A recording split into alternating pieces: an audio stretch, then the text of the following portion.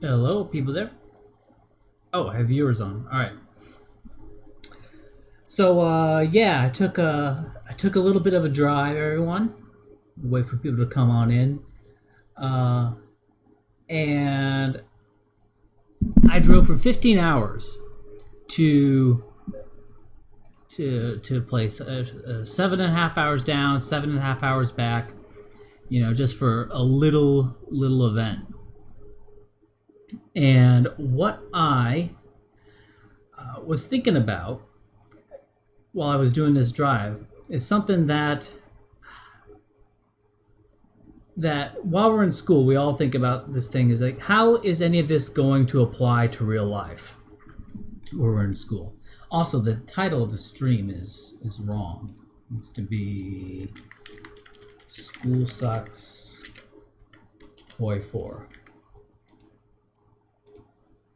Oh, I should try something out while I'm doing this. Let's do this. Let's do this. So there you go. We have a little bit of a.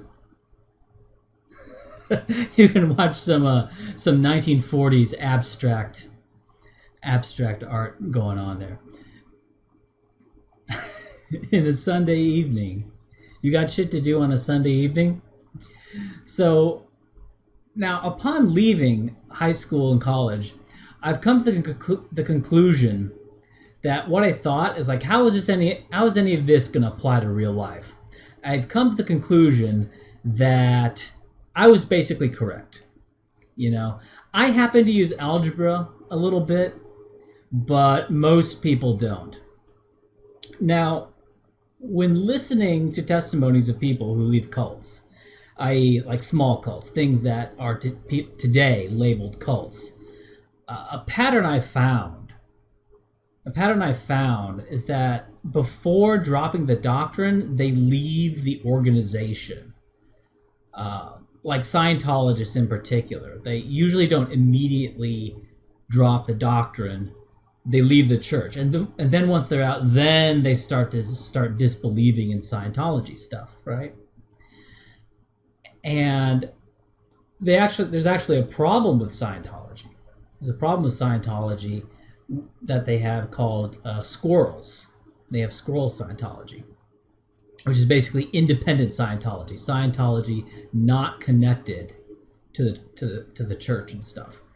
So, from a purely practical and kind of a selfish standpoint, deconstructing the education system as an organization is, in its first instance, much easier, right? The average Joe is much more likely to accept the idea that the school system is kind of systemically abusive and corrupt, or even that the idea of that high school itself is a bad idea. They're going to be much more, receptive to that than they are to the idea that the doctrine is false. Got a bunch of people riding around in their cars here. So, and one thing that always amazed me is this idea that people have, especially, yeah, I don't know, they're just not here. Oh well. One thing that always kind of amazed me was this idea that teachers are underpaid, right? So you have kids who spend like 12 years at minimum listening to teachers tell them things, right? Now, imagine if you grew up with plumbers who, like, in addition to doing plumbing, right, they also spoke about, like, the importance of state mandated plumbing. Yeah, if I put a notice on YouTube, I get more viewers, but I didn't, so. All right, well, they'll also speak about the importance of, plumbing as, like, the spine of civilization, right? Like, imagine if they were told all that, spending years with plumbers, and after all this, they conclude, wow, plumbers are really underpaid given how critically important their work is, right? The water of life, the greatest cleanser, bringing up anecdotes about how catastrophic poor plumbing can be. Yes, this is the esoteric stream. You get to watch abstract art films from the 30s, 40s, and 50s. So, and let's say you do this. Let's say you spend all this time with plumbers, working with plumbers, and then you go away from that going, wow, plumbers are really underpaid. Can you believe it? Plumbers are really underpaid. It's like really cool, huh? So, and the reality, of course, is that if plumbing goes sideways, you're in a world full of shit. If the school system were to disappear tomorrow, the effects of that would probably just be positive. Yes. So there was an amazing book, and I have it linked in the Telegram. It's a book called An Empirical Introduction to Youth by Joseph Bronsky. Now, the title sounds really boring. It sounds like some dumb textbook or something. No Cozy Silent Hill 2 OST. Yeah, that's you got the audio on that for a live thing is kind of, you have to sort of manage the audio for the ups and the downs, and here it's kind of like whatever. So anyway, so an empirical introduction to youth by Joseph Bronsky. And what's great about this book is that he actually recognizes IQ. He's not like some IQ denier. I heard some people say this is Paul's brother. So, and the point he makes is that for most of human existence, people were basically adults by around age 14. If they had some kind of professional training, that started around 14 to become, say, a doctor or a lawyer or something like that. So this idea of adulthood at 18, this isn't something that's like really obvious or natural, right? It's something that's very abnormal and fairly recent. He talks about well-regarded lawyers and doctors in Rome who are under 20, right? Now, perhaps medical knowledge today is too complex for that to be possible, but it doesn't matter because such things would be impossible anyway, since there's no system to really allow for someone to become a doctor by 18, even if they had the ability. The Telegram is linked. So, like, there's no institutional pathway outside of homeschooling to allow for that kind of rapid progression, and perhaps not even then, given all the extraneous other classes that that you're required to take in those things. So, like, what I'm talking about here is mandatory schooling after about age 12, right, or before the end of puberty. And one thing that's interesting in Bronsky's book is that he lays out the rise of mandatory public schools, that this was a political process, right? There are do-gooder organizations getting in bed with politicians, and there are professional associations that like this. A lot of bankers like this. They like the public school system, and he gives reasons for why that is. For example, instead of having companies have to pay for like professional training, just have it be paid for by people, right? That they pay to get the skills that they need for the job. Now, since then, it has morphed away from practical skills, but now it feels like a 2017 All Hype video. So the thing is, this was initially unpopular. It's linked in the Telegram. An Empirical Introduction to Youth by Joseph Bronsky. And so these public schools, they were initially quite unpopular. There was no great mass movement for mandatory schools. Localities, they had their own schools. Thank you very much. And they tailored to the kinds of things people actually did and needed wherever and whenever they were. So, yeah, esoteric art for plumbers. So another thing that was interesting about this that Bronsky went through was he was talking about is he did a whole lot of like deconstruction of this idea that the adolescent brain is like incomplete, right? That it develops to age 24, and then that's when it's like mature, and that's just a complete myth. And he looks at all sorts of psychometric data that says no. The brain's performance on most tests actually peak at around age 22, but like they're at about the level of a 30-year-old by the time they're 16. Okay, and this is true on like, I mean, first off, like IQ tests, but all sorts of like no go tests.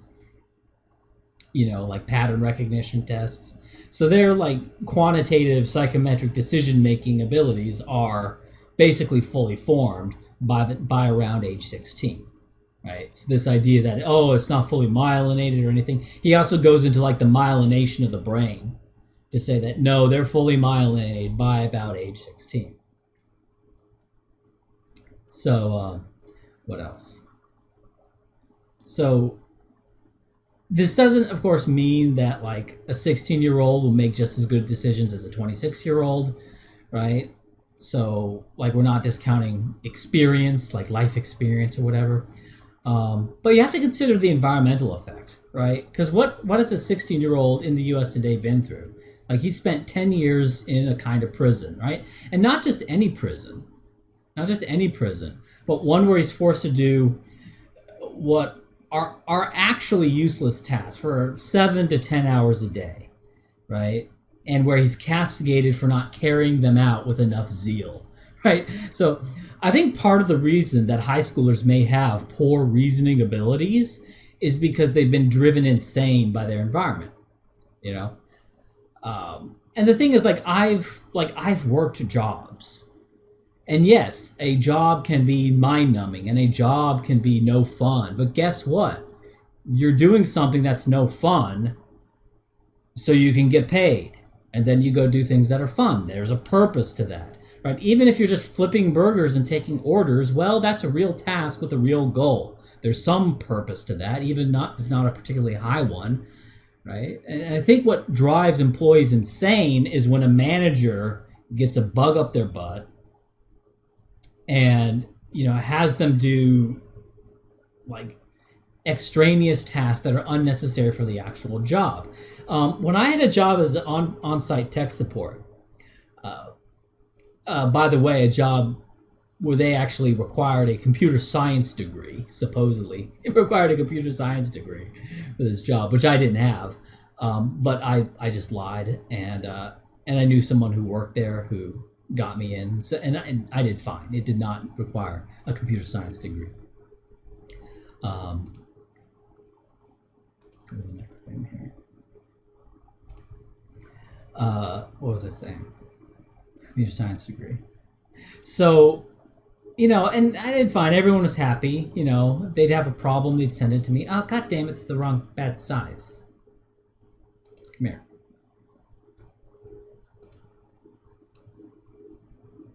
No, not you. The other one. You guys need to see this. You guys need to see whatever the hell this is. But yeah, so I did fine at that job. And, and I learned a lot about PowerPoint and Excel and kept track of all the inventory and all the releases and stuff. The way they were leasing the computers was absolutely insane at this job. So, but what drove me insane was this program we had called Track. Not abstract enough, 2 out of 10. Track was an inventory tracking software that looked like it was from the 1990s. And that's not a bad thing. But the problem is that it was very cumbersome and none of the tech support guys actually used it. Right? We all used just a master Excel file to keep track of everything. But we had to use Track because idiot management thought it was good for some reason.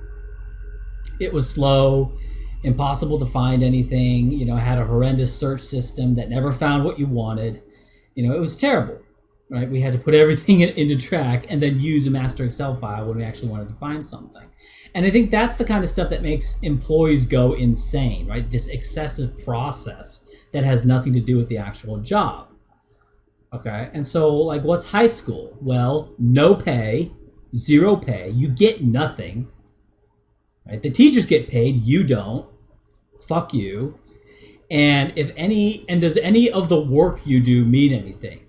Right? Are hamburgers being produced by any of this, what you're doing in high school? Are French fries being manufactured? Right? Are people's computer problems getting fixed? No, none of this is actually happening. So imagine a job where you get no pay other than room and board, and whatever stipend your two minders give out to you, or whatever gifts they give you. Say thank you, right? You're working 10 hours a day, doing the high school and the homework and the extracurriculars or whatever. And then for no pay but room and board, and then you get little gifts from your minders, and then be thankful about that, right? Thank them for this gift, right? And of course, your work consists of writing things down on pieces of paper that nobody will ever see except for like one person, and they'll quickly forget about it. And it's about subjects that others have chosen for you, and you get graded on those writings. The subjects are all over the places. Old books, crazy math you'll never use, which, is a suspicion that most people have had. It's like, I'm never going to use this math. And yes, about 80% of the time it's true. Now, I use algebra like incidentally, but most people aren't ever going to use algebra. And besides, I would have learned algebra on my own anyway. So pointless work, virtually no pay, right? Hall passes and raise your hand if you have to take a piss. And not only do you spend 7 hours a day on site and fuck you about like a lunch break, it's 7 hours, okay? And then you have homework on top of that, right? And, which varies depending on how big of a butthole the teachers are, right? Who view themselves as educators instead of the reality, which is closer to that of prison wardens who like to abuse their authority for their pet topic, right? And all the moral bleeding, if you don't get good grades or don't do extracurriculars, right? And so there's basically no time for life, and so it's terrible, right? And so you have kids who spend all this time in this situation, and then it's like, oh, they're kind of crazy. They make bad decisions. It's like, well, think about if you were in that situation, right? So, but I think the more aware of it you are, the more insane, high school kind of really is, right? And then, wow, high school kids go off and do stupid things. Shocking. Okay, so another thing that I was reading, where is this? It's right here. So this is the myth of generalized learning that was in Bronsky's book. And I was very glad that he covered it because it's kind of a core argument for most of what's taught in schools, and that's the myth of like generalized learning or learning how to think.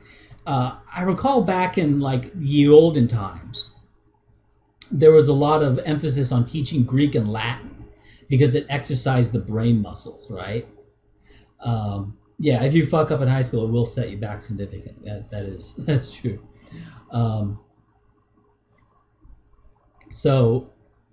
But he brought up an example that I hadn't heard of, which is one of air traffic controllers, and I have this quoted here. So let me just read that here. It says, being an air traffic controller is not easy. At the heart of the job is a cognitive ability called situational awareness that involves the continuous extraction of environmental information and the integration of this information with prior knowledge to form a coherent mental picture. Vast amounts of fluid information must be held in the mind, and under extreme pressure, life or death decisions are made across rotating 24-hour work schedules.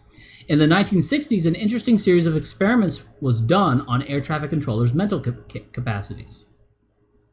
Researchers wanted to explore if they had a general enhanced ability to keep track of a number of things at once, or whether that skill could be applied to other situations. After observing them at their work, researchers gave the air traffic controllers a set of generic memory-based tasks with shapes and colors. The extraordinary thing was that, when tested on these skills outside of their own area of expertise, the air traffic controllers did no better than anyone else. Their remarkably sophisticated cognitive abilities did not translate beyond their professional area. As the 1960 studies on air traffic controllers suggested, to be good in a specific domain, you need to know a lot about it. It's not easy to translate those skills to other areas.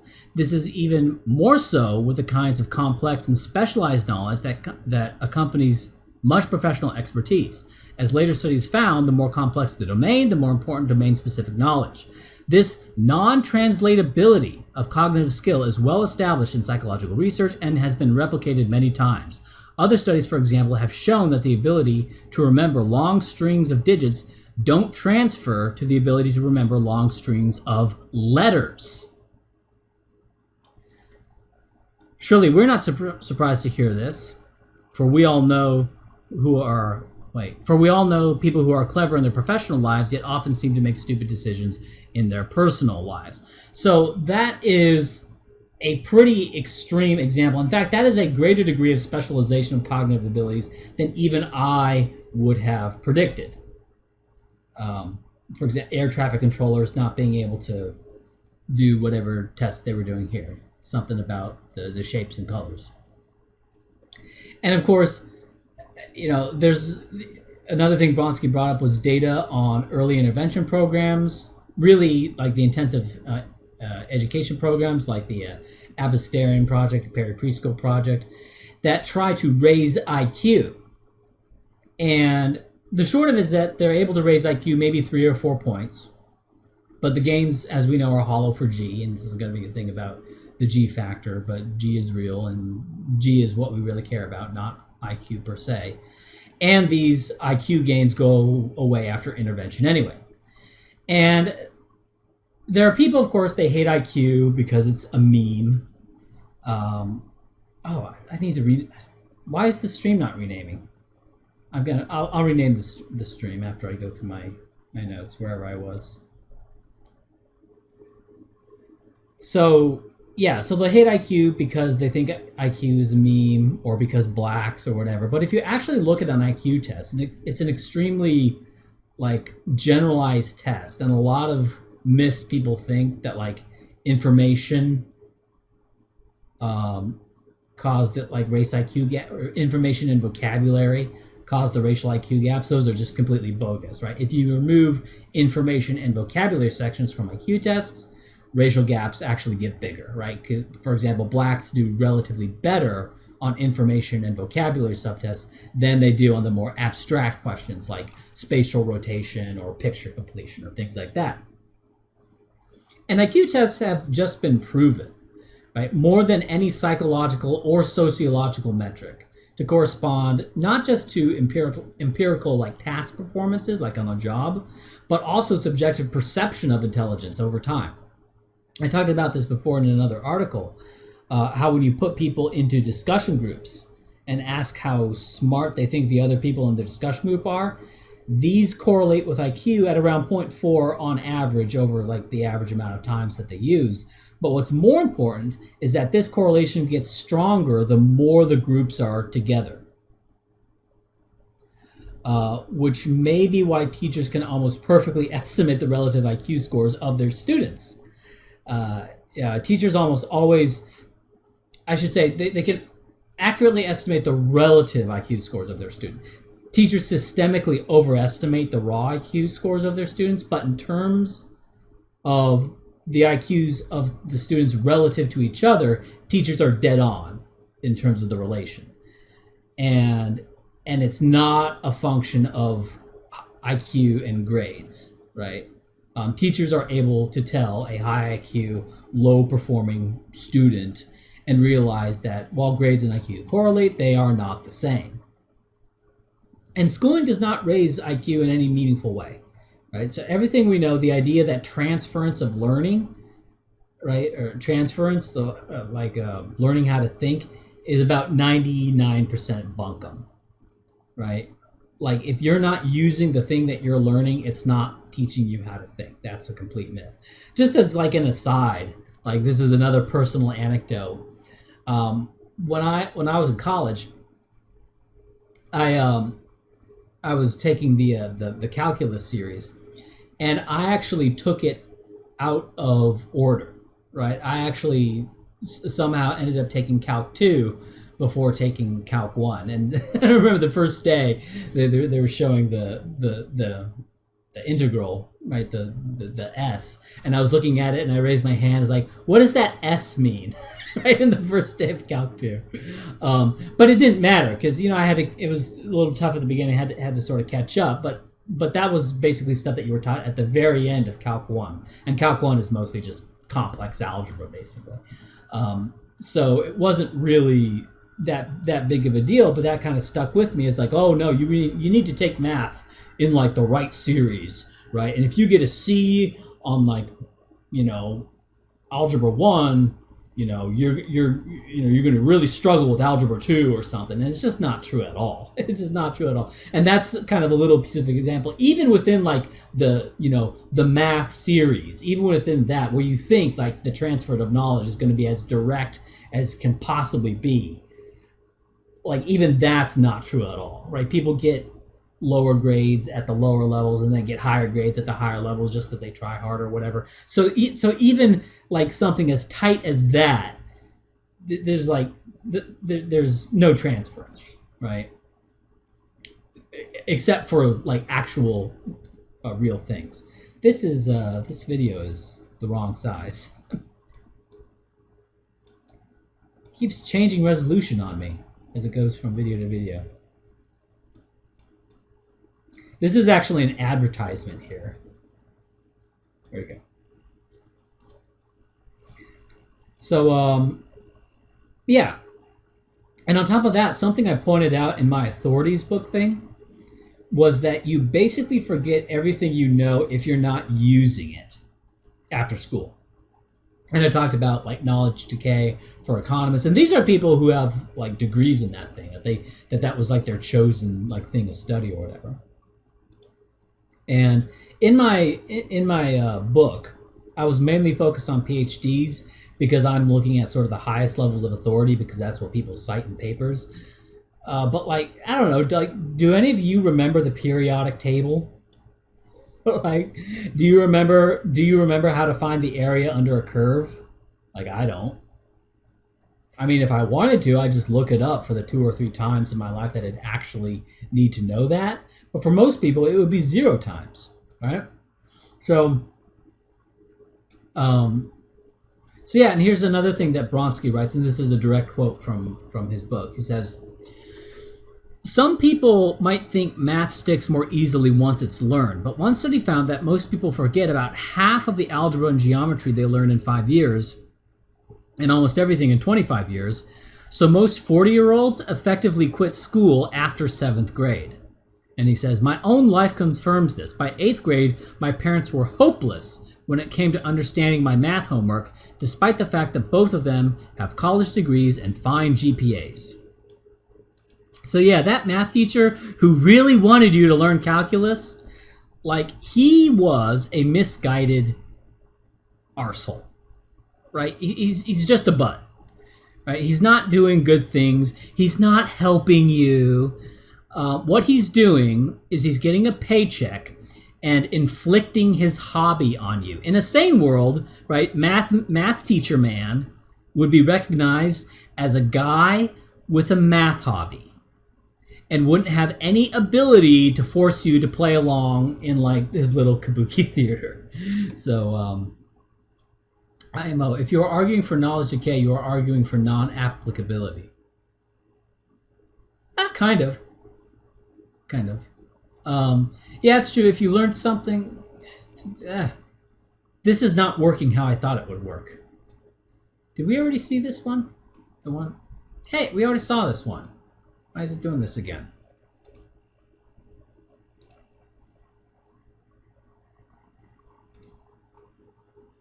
All right, let's do Viking Eggling. There we go. So, okay. Another thing we'll look at, I brought up here, is the myth of promoting technological advancement. So, like, I mean, this is more of like an unconfirmed thing. It's kind of impossible to test, is this idea that the current level of schooling is needed for technological advancement. Now, measuring technological progress is going to be very difficult because by its very nature, it's an unstandardized thing. What happened after World War II? There was a huge percentage spike in people going to college. Now, did this correspond to a massive technological innovations, say 10 years later, right after you start getting these degree men out in the field? And keep in mind, even if you did find that, it wouldn't establish causation, even if it were true. If there was some spike in technological progress, say, by the 1960s, once these degree men start doing like the research. Because the problem is, like, a country with smarter people will, all things being equal, have more excess resources to waste on stupid things. And if all this colleging is actually stupid beyond a certain point, then smarter countries will be able to waste more on it than countries with stupider people who can't afford all this stuff. So, and this is not an argument on the individual. Like, maybe it makes sense for you as an individual to go to college, right? To get that sticker, to get those employers to pay you more. Maybe it's worth it. Maybe not, but of course it's less worth it than it was in the past. And you're taking a risk by not learning some useful skill right out of high school and perhaps going into debt. So, but let's start with the first thing, which was that 81% of adults report never using algebra in their jobs. So that's like 8th grade. So we could cut out 81% of the population from high school, right? Shut down a ton of high schools, and to where only 19% of people are going to high school. Now, if you're taking Algebra 1 in high school, though, if you're like, you need to go to high school to learn Algebra 1, well, no, you probably shouldn't be learning Algebra 1, and you probably shouldn't be going to high school if you're taking Algebra 1 in high school. And the argument against liberal arts in colleges that, like,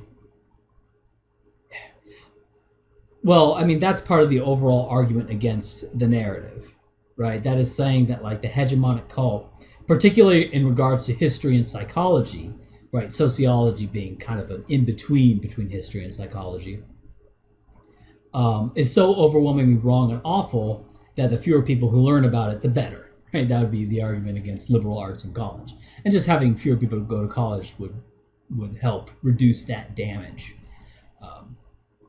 So basically, the argument against the narrative is, as it happens incidentally, kind of an argument against the fields of history and to some extent psychology. Sociology would just go along into the trash bin by association, right? Since it's a mishmash of the two.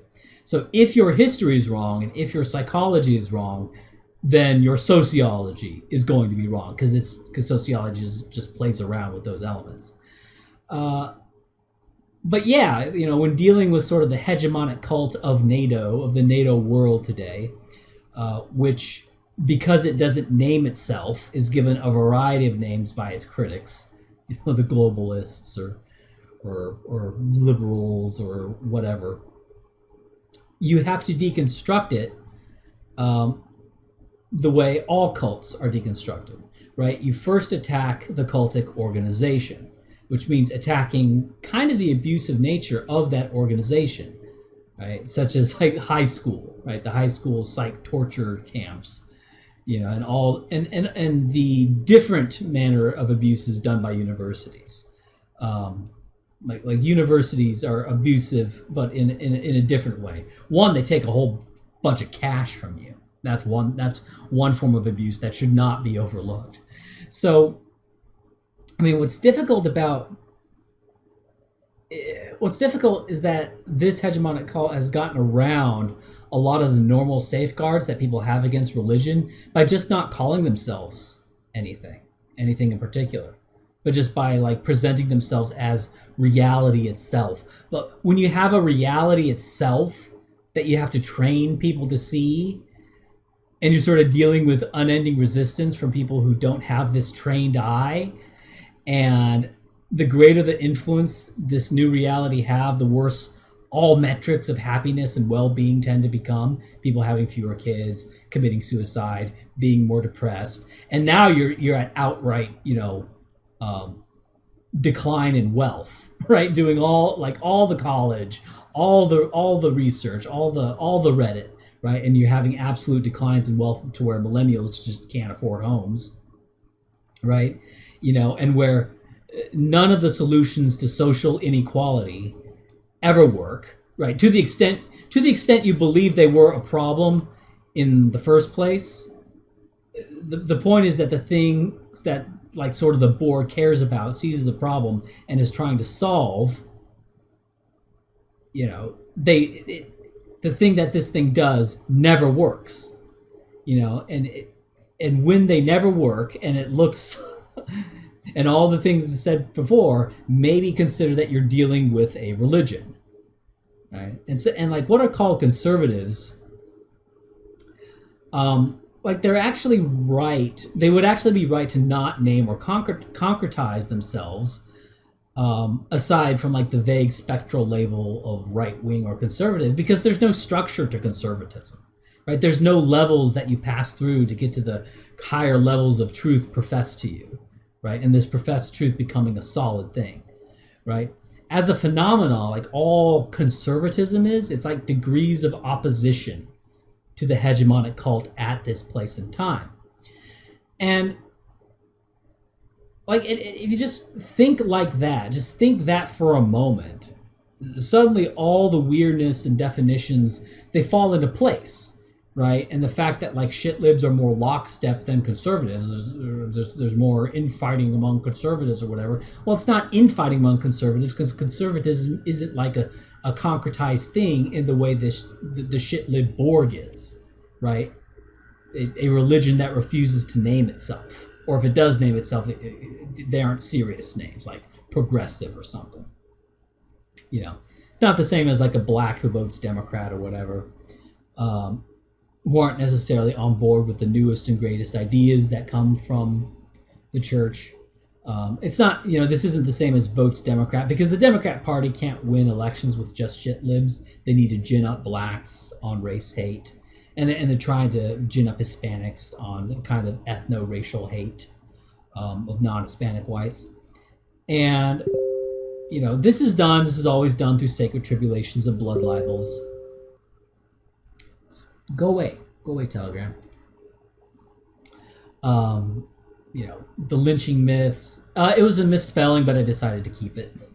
The idea that segregation is somehow oppressive. Mulina sent $5.07. Oh, okay. Thanks for the chat. Thanks for the bucks. But yeah. So what was I talking about? So, like, we don't have any power to like eradicate this, but what we do have is the power to denormalize this and sort of, make it kind of recognized as abusive. You know what? I think VLC is on shuffle. It's on shuffle. That's the problem. I'll read the chat when I'm done through my notes here. But yeah, like, no, you weren't an idiot when you were 15. You were locked into like this asylum. And a sane person put in that place for so many years is going to go insane. I think if you took adults and you put them in high school, they would start acting like high school kids, right? They would start to go insane. And, we talk about, and that's what's so bizarre about like, the argument against homeschooling. You need to go to high school in order to be properly socialized. But like, what are you being socialized by? Like, people who have no experience and have done nothing, and then they go, and as they're going to high school, they remain having no experience and not doing anything. They think they're doing something because they're doing a lot of work, right? They're doing a lot of assignments, or they're playing the sports or whatever. Saxon Commander sent $5. Have you ever looked over the Sam Harris, Ezra Klein affair from 2017 to 2018 about Charles Murray's The Bell Curve? I would love to know your take on that situation. Hold on, let me read that again. Have you ever looked over the Sam Harris, Ezra Klein Race IQ affair in 2017 about Charles Murray's The Bell Curve? I would love to know your take on that situation. Was that when Sam Harris was basically? I didn't watch that far enough. I know Sam Harris was like. Did he say he was a hereditarian? I'm going to look for Saxon Commander in the text chat to tell me about this. But I remember something about Sam Harris and Sam Harris betrayed Murray. Did he? Interesting. I don't know if he betray him in 2017, 2018. Well, Sam Harris, you have to keep in mind Sam Harris is trying to be like at a higher level of mainstream. But anyway. Yeah, Sam Harris was basically a hereditarian. Okay, and then Ezra Klein was saying, "How dare you?" And I don't know if Sam Harris held his ground or did whatever. But yeah, so this is something something that Stefan Molyneux said, that I cribbing from Stefan Molyneux, when he's talking about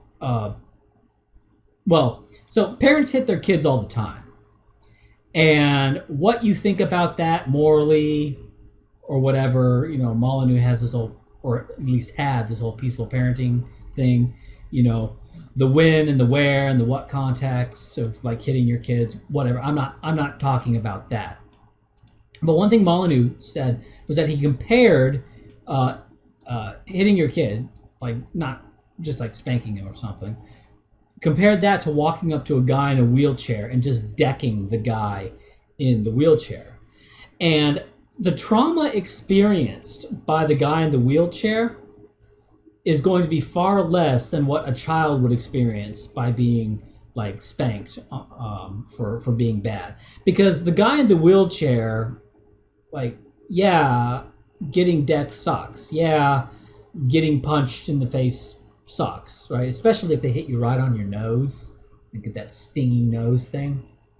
But the thing is, the guy in the wheelchair, he doesn't, like, he's not internalizing that he got punched because he was bad, right? He got punched because some guy was like a mega turbo asshole. That's why he got punched, right? And that's kind of like the psychological torture of high school, I think, is like, if everyone realized it for what it was, then they'd recognize it as a bunch of stupid abuse, and that would kind of make it easier, because you kind of just go through it, recognize it as abuse, and then move on, right? And like, I think, like, if you sort of buy into it, if you buy into it, like believing that you're actually bad if you don't, do well enough or go on the college track or do the lessons or whatever, like, and I'm thinking, like, when you recognize that the whole, like, the oppression arc, right, the whole arc, like the singular narrative of slavery, segregation, colonialism, and now white privilege, the Holocaust, right, the whole oppression arc, the Holocaust, Nazi Germany, the whole oppression arc, if you recognize it's not true, then it's revealed as just kind of like an abusive tool. It's kind of a tool for abuse. It's powerful externally, and you're kind of like the guy in the wheelchair getting decked, right? But it's not ripping you up inside, right? And what's so crazy is that you have all these shitlibs who cling to these beliefs that tell them how rotten they are for being white. And, they can say, no, it's more complicated than that. It's not being white, but it's just recognizing, blah, I'm not horrible for being white. It's more sophisticated than that. And they'll go down rabbit holes or whatever. But basically, you're bad for being white is what they believe. Now, some of them are just soulless and just cynically repeating what they think, that it'll give them power and clout. Those people are always going to exist. People who soullessly repeat what they think will give them power and clout. I'm thinking Vaush. Right? I'm thinking that's him. I don't think he really believes much of anything, but the majority of shitlibs, they truly believe this shit. And, they don't see the rise of white privilege as just another, club to beat them with. That it's just something that's largely invented to manage like the failures to close the economic gaps that were supposed to be closed by all the affirmative action and equal access and stuff. Like black-white gaps were supposed to go away by now, and they haven't. And so you're getting more and more esoteric, exotic theories of oppression. But they see it as real, right? They truly believe it. So they're getting bashed by white privilege, like internally, far more than we are. Like the child being spanked, as opposed to the man in the wheelchair getting decked, right?